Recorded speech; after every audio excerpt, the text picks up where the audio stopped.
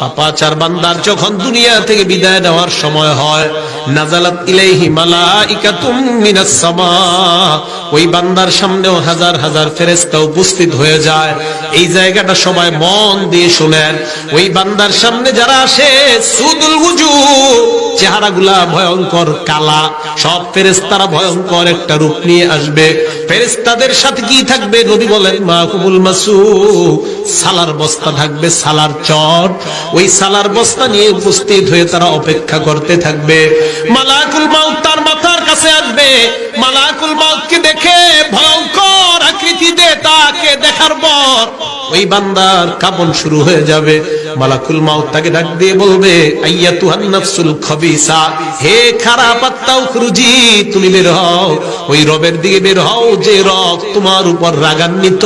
বলেন নাউজুবিল্লাহ। আত্মাটা কিভাবে বের হয়? নবী বলেন, একটা ভিজা রুয়ের ভিতর রড তোমরা রাইখা, ওই রড গুলা অনেকগুলা ভিজা রুয়ের নিচ থেকে রড গুলা যেইভাবে তোমরা বের করবা, রুইগুলা ছুটায় ছুটায় বের করা লাগবে।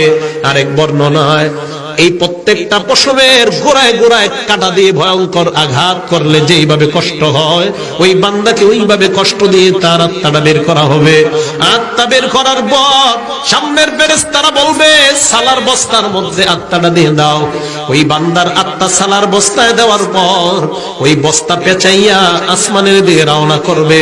ফেরেশতারা রাখে হাত দিয়ে বলে, কার আত্মা কোথায় নিয়ে যাও? এই আত্মার গন্ধে আর আমরা সহ্য করতে পারি না, তাড়াতাড়ি এই আত্মা এখান থেকে সরাও। প্রথম আসমানের কাছে যাওয়ার পর আল্লাহ বলবে, এ ফেরেশতাদের দল, এই বান্দার আত্মা আসমানে উঠানোর কোনো দরকার নাই। উকতুবু কিতাব আব্দি ফি সিজ্জিন, আমার বান্দার আমলনামা সিজ্জিন নামক জেলখানায় লিপিবদ্ধ করে দাও। এবার বান্দার আত্মাটা তার কবরে, তার দেহের মধ্যে ঢুকা দাও।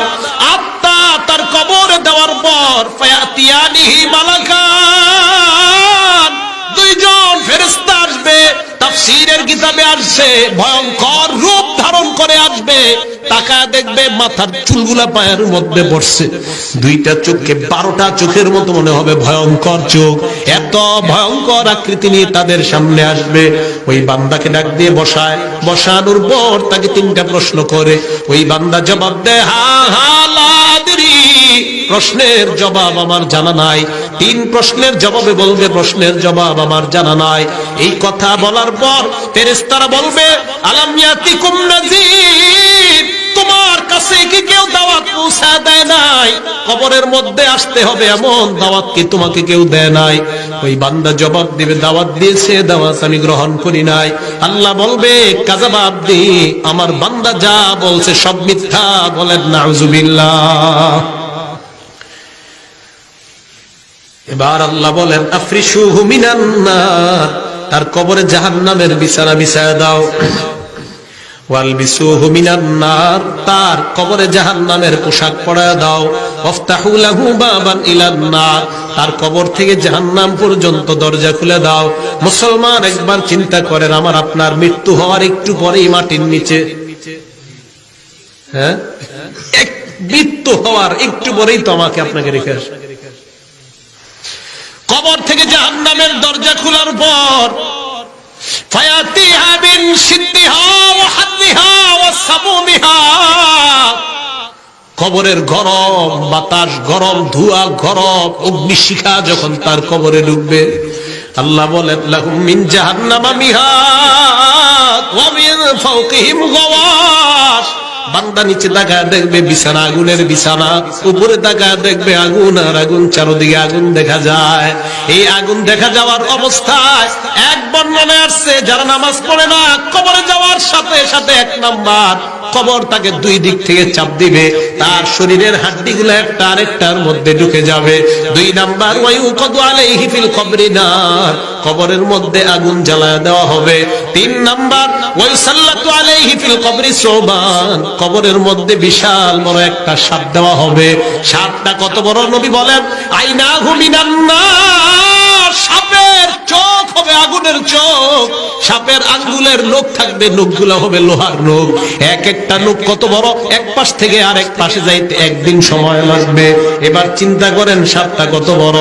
ওই বান্দা তাকায় দেখবে বিশাল বড় একটা দেহের অধিকারী এক ব্যক্তি ডান্ডা নিয়ে দাঁড়ায় আছে, আঘাত করা শুরু করবে যখন, আল্লাহর নবী বলেন ইয়াসিহু সাইহাতা ইয়াসমাউহা কুল্লু শাইইন ইল্লা সাকালাইন, এত জোরে চিৎকার দিবে, চিৎকারের আওয়াজ দুনিয়ার জিন ইনসান সারা সবাই শুনতে পাবে। মুসলমান ভালো করে মনে রাখা দরকার। এই জন্য মুফতি সাহেবরা কয় গরুস্থানের আশেপাশে গরু ছাগল বাঁধা নিষেধ। কেন নিষেধ? গরুস্থানে যদি আযাব হয়, কোন কবরে জানে আযাব হয় আল্লাহ ভালো জানে, গরু ছাগল লাফালাফি শুরু করে দেয়। কারণ জিন আর ইনসান সারা সবাই কবরের আযাব বুঝতে পারে। আল্লাহর নবী তাই কবরের সামনে বসে বললেন এই কবরের আযাব থেকে আল্লাহর কাছে পানাহ চাও। কেন বললেন? নবী বলেন কবর আমাকে আপনাকে সকলকে, ওনাকে ওনাকে আমাকে আপনাকে সকলকে বলে আনা বাইতুল গুরবা, আমার ঘরে আসার আগে ভেবে চিন্তে আসবা আমি কিন্তু অপরিচিত ঘর, আমার কাছে আসার আগে চিন্তা ভাবনা করে আসবা। 2 নাম্বার বলে আনা বাইতুল ওয়াহদা, আমি হলাম একা থাকার ঘর, আমার কাছে আসার আগে চিন্তা ভাবনা করে আসবা। 3 নাম্বার কবর বলে আনা বাইতুদ দুদ, আমি হলাম পোকামাকড় সাপ বিচ্ছুর ঘর, আমার কাছে আসার আগে চিন্তা ভাবনা করে আসবা। 4 নাম্বার কবর বলে আনা বাইতুত তুরাব, ফাইনাল কথা আমি মাটির ঘর, আমার কাছে আসার আগে চিন্তা ভাবনা করে আসবা। তাহলে কবরে যাওয়ার আগে নবীজি ভয়ঙ্কর বাণী শোনায়া দিলেন, জান্নাতে যাইবা আল্লাহকে পাইবা, এর আগে তোমাদের ঘাটি কবর থেকে বুলসিরাত পর্যন্ত এটা বাড়ি দেওয়ার চিন্তা করতে হবে। এই জন্য হযরত উসমান গনি রাদিয়াল্লাহু তাআলা আনহুর বর্ণনা, এই কবর থেকে যদি কেউ নাজাত পেয়ে যায় ফামা বাদাহু আইসার, পরের ঘাটিগুলো আল্লাহ তার জন্য সহজ করে দিবেন। ওয়া ইন লাম ইয়ানজু মিনহু ফামা বাদাহু আশার, কবর থেকে যদি কেউ মুক্তি না পায় তাহলে পরের ঘাটিগুলো তার জন্য বড় ভয়ঙ্কর হবে। এই ঘাটিগুলা পাড়ি দিয়ে আমাকে আপনাকে পুলসিরাতের পারে যেতে হবে। এর আগে যদি আমরা খাঁটি ঈমান নিয়ে কবরে যাইতে পারি, কবরে যাইতে যাইতে আমাদের জন্য 3টা সুসংবাদ থাকে। এর মধ্যে একটা, তোমার কোনো ভয় নাই। 2 নাম্বার, পুলসিরাত পর্যন্ত তোর কোনো চিন্তা নাই বান্দা, আমি আল্লাহ তোকে বিশেষ পদ্ধতিতে পার করে পুলসিরাত পর্যন্ত পৌঁছায়া দিব। 3 নাম্বার, ওয়াবশিরু বিল জান্নাহ, কবরে যাইতে যাইতে তুই জান্নাতের সুসংবাদ নিয়ে কবরের মধ্যে যাও। তাহলে কবরে যে পুলসিরাত পার হয়ে জান্নাতে গিয়ে আল্লাহরে দেখতে সবাই চাই কি চাই না? রাজি আছি না ইনশাআল্লাহ? সবাই রাজি আছি তো ইনশাআল্লাহ? আল্লাহ পাক রব্বুল আলামিন আমাদের সকলকে কবরের সামানা নিয়ে যেন আমরা কবরে যাইতে পারি আল্লাহ তৌফিক দান